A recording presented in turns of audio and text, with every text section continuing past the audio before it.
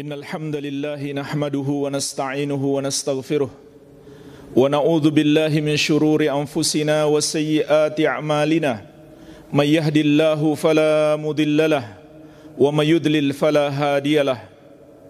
Ashhadu an la ilaha illallah wahdahu la syarikalah wa ashhadu anna Muhammadan abduhu wa rasuluh sallallahu alaihi wa ala alihi wa sahabatihi ajma'in wa man tabi'ahum bi ihsanin ila yaumiddin. Ya ayyuhalladzina amanu taqullaha haqqa tuqatih wa la tamutunna illa wa antum muslimun.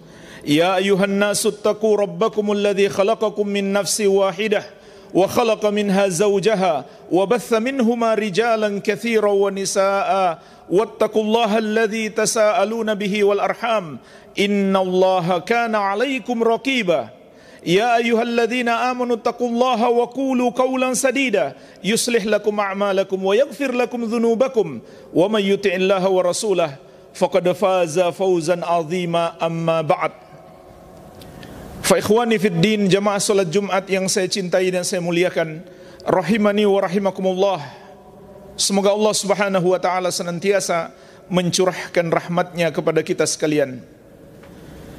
Nabi kita yang mulia, Nabi Muhammad sallallahu alaihi wa ala alihi wasallam adalah seorang nabi yang sangat penyayang kepada umatnya. Oleh karena itu beliau memberikan kepada kita bimbingan-bimbingan terbaik, memberi nasihat dan mengarahkan kita agar selamat di dunia dan di akhirat. Dan di antara nasihat dan wasiat beliau sallallahu alaihi wasallam diriwayatkan oleh sahabat yang mulia Abu Darda radhiyallahu anhu, beliau mengatakan, "Awsani khalili bi thalathin." Kekasihku Rasulullah sallallahu alaihi wasallam telah memberikan kepadaku wasiat agar aku memperhatikan 3 perkara ini. Dan wasiat ini juga berlaku untuk seluruh umat. Yang pertama kata Nabi sallallahu alaihi wasallam, "Alla tusyrik billahi syai'an wa in kuti'ta wa hurrikta."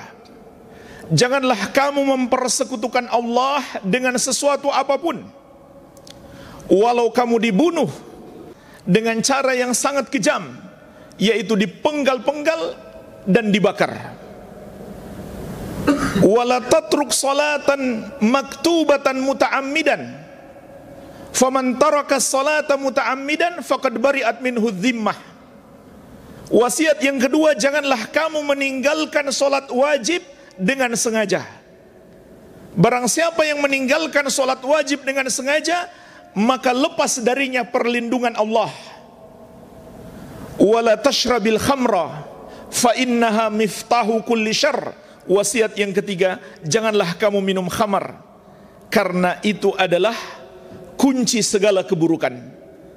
Inilah jemaah sekalian, di antara wasiat Nabi Muhammad SAW yang membuktikan sayangnya beliau kepada umat ini agar kita terhindar dari keburukan, maka beliau ingatkan kepada kita 3 dosa besar yang sangat berbahaya yang harus kita jauhi.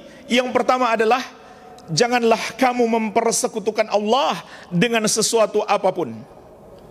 Inilah jemaah sekalian dosa yang paling berbahaya, dosa yang paling dimurkai oleh Allah Azza wa Jalla. Oleh karena itu Rasulullah SAW menyebutkannya di poin yang pertama, dosa syirik, dosa yang Allah tetapkan apabila seseorang mati menghadap Allah dengan membawa dosa ini, tidak ada ampunan baginya.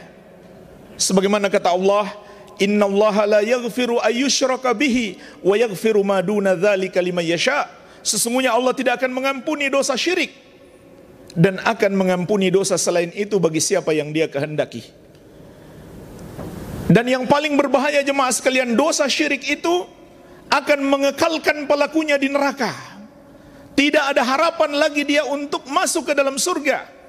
Sebagaimana firman Allah, "Innahu may yusyrik billahi faqad harramallahu alaihil jannata wa ma'wahun nar wa ma lidzalimina min ansar." Sesungguhnya barang siapa yang mempersekutukan Allah, maka Allah haramkan surga atasnya, neraka adalah tempatnya, dan tidak ada yang bisa menolong orang-orang yang zalim tersebut. Tidak ada yang bisa memberi syafaat kepada mereka. Tidak mungkin lagi mereka selamat dari api neraka. Maka kita pun tahu dosa syirik adalah dosa yang paling besar, yang paling Allah murkai, tidak akan diampuni oleh Allah, dan pasti masuk neraka, kekal di dalamnya untuk selama-lamanya jika pelakunya itu tidak bertobat sampai mati. Dosa apapun masih ada harapan untuk diampuni oleh Allah, bahkan walau pelakunya tidak bertobat, selama itu bukan termasuk dosa kesyirikan dan kekafiran. Adapun dosa syirik tidak ada lagi ampunan jika kita mati menghadap Allah dengan membawanya. Oleh karena itu jemaah sekalian, inilah dosa yang paling berbahaya yang harus kita kenali. Karena bisa jadi kalau kita tidak mengenal dosa syirik ini, mungkin kita masih melakukannya, atau keluarga terdekat kita, masyarakat kita masih bergelimang dosa syirik ini kalau kita tidak mengetahuinya jemaah sekalian. Maka kita harus belajar, harus menuntut ilmu. Sesungguhnya dosa syirik itu banyak bentuknya.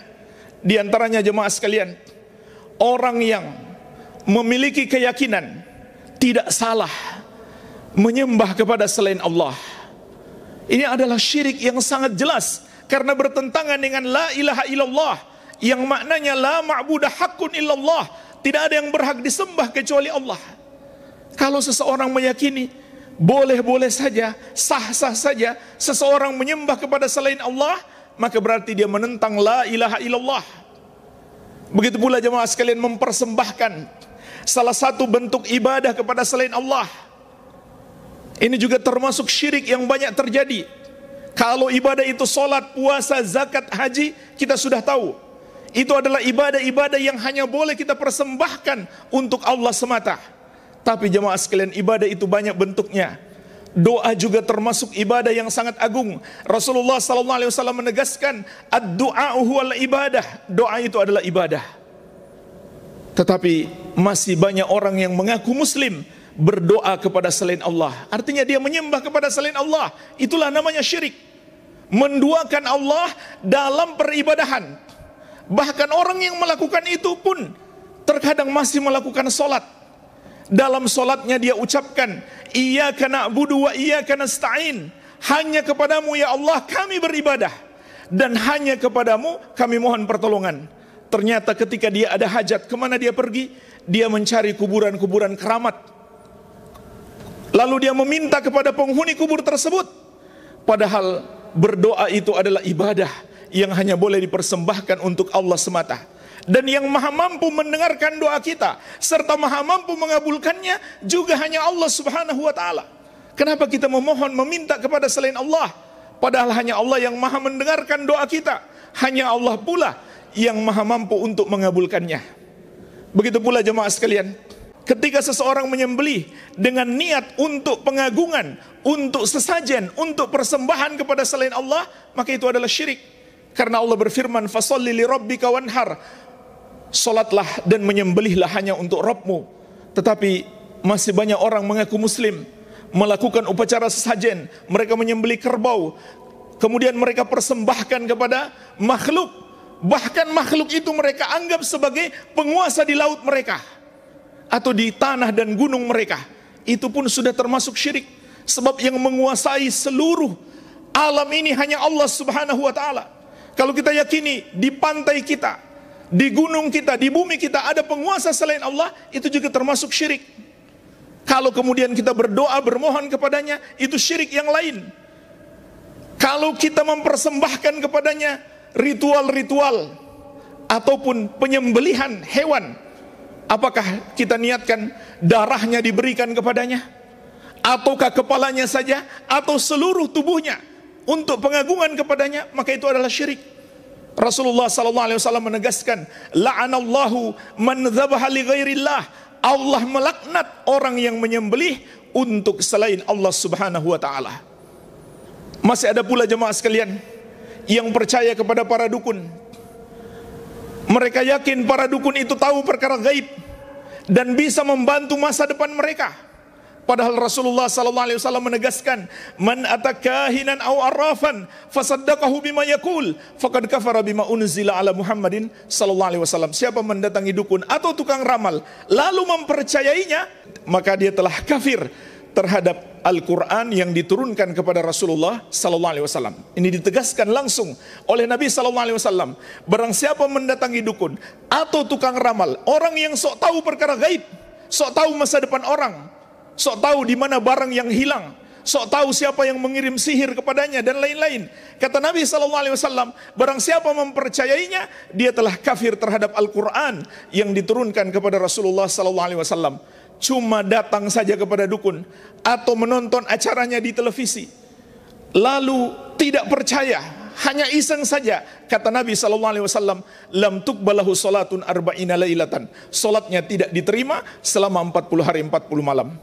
Masih ada pula yang percaya dengan jimat-jimat, cincin yang bertuah, gelang atau sabuk dan lain sebagainya. Dipercaya benda-benda itu bisa memberikan perlindungan dari segala mara bahaya, atau melariskan dagangan, atau melancarkan usaha. Ini syirik jemaah sekalian. Rasulullah SAW menegaskan, man 'allaqa tamimatan faqad asyrak. Barang siapa menggunakan jimat, maka dia telah melakukan syirik. Masih ada pula yang mempercayai ada hari-hari baik dan ada hari-hari sial. Kalau kita melakukan hajat di hari-hari baik, maka kita akan beruntung. Kalau kita melakukan hajat di hari-hari sial, maka kita akan tertimpa kesialan. Ini termasuk syirik. Termasuk juga yang mempercayai rumah itu kalau dibangun harus menghadap ke arah tertentu. Kalau menghadap ke arah yang lain, maka rezekinya akan seret. Jendelanya harus diletakkan di sini, pintunya harus diletakkan di situ. Kalau diletakkan di tempat yang lain, maka akan tertimpa kesialan. Ini semuanya syirik dan bertentangan dengan akal sehat. Rasulullah sallallahu alaihi wasallam menegaskan, atiyaratu syirkun, atiyaratu syirkun. Takut sial itu syirik, takut sial itu syirik. Man raddathu atiyaratu an hajatihi faqad asyrak. Barang siapa dihalangi oleh takut sial untuk melakukan hajat-hajatnya, maka dia telah berbuat syirik. Jemaah sekalian, ini hanya sedikit contoh dari berbagai macam perbuatan syirik yang mungkin masih terjadi di sekitar kita. Harus kita pelajari sehingga kita kenali bahwa itu adalah syirik. Kita pelajari dalam buku-buku tauhid, dalam Al-Quran dan Sunnah Nabi SAW, sehingga kita tahu bahwa itu adalah syirik, untuk kemudian kita tinggalkan. Dan Nabi SAW berpesan kepada kita dalam hadis ini, wa in kuti'ta wa hurrikta. Kamu jangan sekali-kali melakukan syirik, meskipun kamu dibunuh dengan cara yang sangat kejam, yaitu dipenggal-penggal ataupun dengan cara dibakar. Kenapa jemaah sekalian? Karena kalau kita menghadap Allah dengan tubuh yang terkoyak-koyak, dengan tubuh yang terbakar, tapi akidah kita selamat, keimanan kita benar, amalan kita lurus, maka kita pasti selamat. Namun sebaliknya, walaupun kita menghadap Allah, kita mati, kelihatannya fisik kita baik-baik saja, kita mati di atas kasur, namun kita menghadap Allah dalam keadaan berbuat syirik, maka kita nggak mungkin selamat. Jadi jemaah sekalian, keselamatan iman kita lebih penting daripada keselamatan fisik kita. Jangan sampai kita hanya memperhatikan keselamatan fisik kita saja, sementara keselamatan akidah kita, iman kita, akhlak kita, ibadah kita abaikan. Padahal itulah yang akan menentukan keselamatan kita setelah kematian di negeri akhirat, negeri yang sebenarnya, kehidupan yang hakiki, yang kekal abadi. Kemudian wasiat Nabi SAW yang kedua, wala tatruk salatan maktubatan muta'ammidan. Jangan sekali-kali kamu tinggalkan salat wajib dengan sengaja. Inilah jemaah sekalian wasiat yang kedua. Dosa yang sangat besar diingatkan oleh Rasulullah SAW. Dosa meninggalkan salat. Jangan sekali-kali kita meninggalkan salat. Tidak ada alasan bagi seorang muslim untuk meninggalkan salat kecuali seorang wanita yang haid dan nifas, ataupun orang itu sudah kehilangan akal atau sudah kehilangan nyawa, barulah dia tidak wajib lagi sholat. Kita dalam keadaan aman maupun keadaan takut wajib sholat. Justru dalam keadaan takut kita harus lebih memperhatikan sholat. Wasta'inu bis sabri was salah. Minta tolonglah kalian kepada Allah dengan sabar dan sholat. Ketika kita sedang mukim atau melakukan perjalanan jauh, tidak ada alasan untuk meninggalkan sholat. Tapi syariat memberi kemudahan. Kalau kita sedang safar, sholat yang 4 rakaat boleh kita qasar menjadi 2 rakaat. Kalau kita merasa berat melakukan sholat, boleh kita jamak. Zuhur dengan asar kita satukan waktunya, maghrib dengan isya kita satukan waktunya. Begitu pula ketika kita sedang sakit, itu juga bukan alasan untuk meninggalkan sholat. Kita tidak sanggup berwudu, kita bisa tayamum. Kita tidak sanggup sholat berdiri, kita bisa sholat duduk. Duduk pun tidak sanggup, maka kita bisa sholat berbaring. Allah memberikan kemudahan-kemudahan, karena tidak ada alasan bagi kita untuk meninggalkan sholat. Sebab jamaah sekalian, Rasulullah SAW juga mengingatkan, bainar rajul wa bainas syirki wal kufri tarkus salah. Batas pemisah antara seseorang dengan kekafiran dan kesyirikan adalah meninggalkan sholat. Al-ahdul ladzi bainana wa bainahumus salah, faman tarakaha faqad kafar. Kata Nabi SAW, perjanjian antara kami dengan mereka adalah sholat. Siapa meninggalkan sholat maka dia kafir. Dan sholat adalah amalan pertama yang akan dihisab, diadili di hari kiamat, dan menjadi penentu terhadap amalan-amalan yang lain. Sebagaimana kata Nabi SAW, awwalu ma yuhasabu bihil abdu yaumal qiyamah as-salah. Idza saluhat saluha sairu amalihi, wa idza fasadat fasada sairu amalihi. Amalan pertama yang akan diadili, dihisab dari seorang hamba itu di hari kiamat kelak adalah sholat. Kalau sholatnya baik, maka seluruh amalan akan ikut menjadi baik. Tapi kalau sholatnya rusak, maka seluruh amalan akan ikut menjadi rusak. Jadi jemaah sekalian, hendaklah kita jaga baik-baik sholat kita, agar semua amalan kita kelak di hari kiamat ikut menjadi baik. Apa yang perlu kita lakukan agar sholat kita baik? Yang pertama jemaah sekalian, perhatikan waktu sholat. Jangan kita tunda-tunda sholat tanpa ada uzur. Yang kedua, keikhlasan kita dalam melakukan sholat. Lakukan sholat itu karena Allah, bukan karena ingin dipuji orang.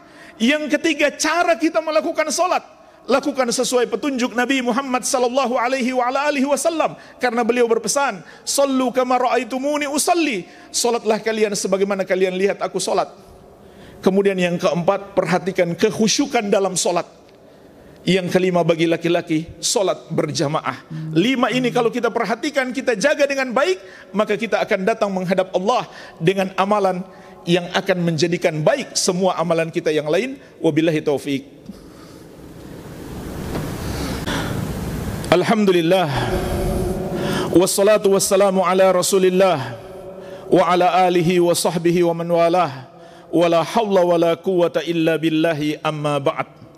Wasiat Nabi Muhammad SAW yang ketiga dalam hadis ini adalah, wala tashrabil khamra, jangan kamu minum khamar, fa innaha miftahu kulli syarr, karena sesungguhnya khamar itu adalah kunci segala keburukan. Inilah jemaah sekalian, di antara bentuk kasih sayang Nabi SAW kepada kita, beliau ingatkan kita bahaya khamar. Jangan sekali-kali kita minum khamar, yaitu minuman yang memabukkan. Dan setiap yang banyaknya memabukkan, sedikitnya pun haram. Maka hendaklah kita jauhi, kita hindari. Dan bahkan Allah Azza wa Jalla telah mengingatkan dalam Al-Quran, ya ayyuhalladzina amanu, innamal khamru wal maisiru wal ansabu wal azlamu rijsum min amali syaitani fajtanibuhu la'allakum tuflihun. Wahai orang-orang yang beriman, perhatikanlah jemaah sekalian, Allah panggil kita dengan panggilan keimanan.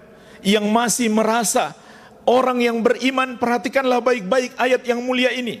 Kata Allah, sesungguhnya khamar, judi, berkorban untuk berhala, dan mengundi nasib dengan anak panah adalah kotoran yang termasuk amalan setan. Maka jauhilah agar kalian beruntung.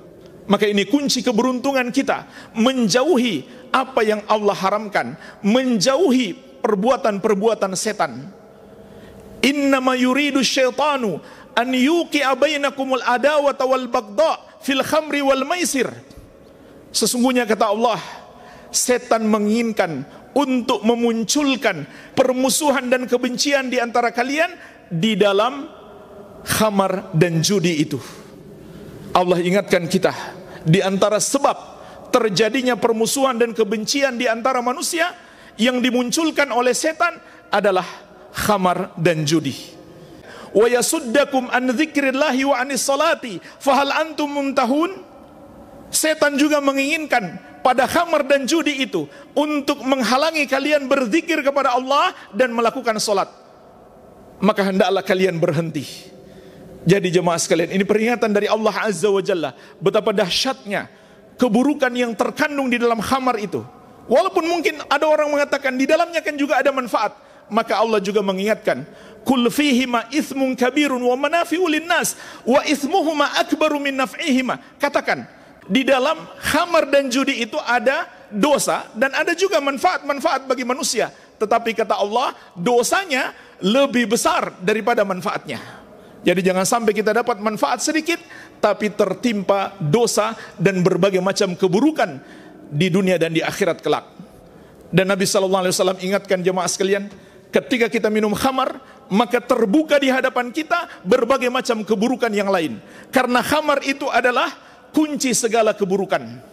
Artinya ketika seorang minum khamar, maka akalnya akan hilang, akalnya akan tertutup, sehingga dia tidak malu lagi untuk melakukan perbuatan-perbuatan dosa yang lain. Dia akan terjerumus dalam zina, mencuri, menyakiti orang, mencaci maki orang, hilang rasa malunya sehingga dia tidak malu lagi untuk melakukan berbagai macam dosa.